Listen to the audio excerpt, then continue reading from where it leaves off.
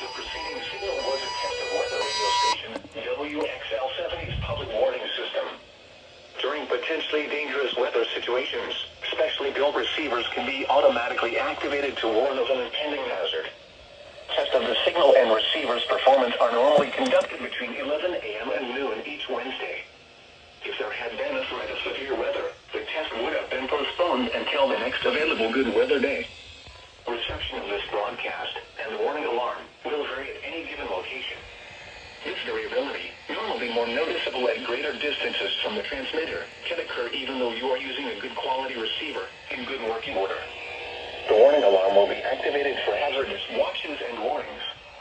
For station WXL70, broadcasting near Charlotte on a frequency of 162.475 MHz. The warning alarm will be activated for the following counties in North Carolina: Alexander, Anson, Cabarrus, Catawba, Cleveland, Gaston, Ardell, Lincoln, Mecklenburg, Montgomery, Richmond, Rowan, Stanley, and Union. In South Carolina, Cherokee and York.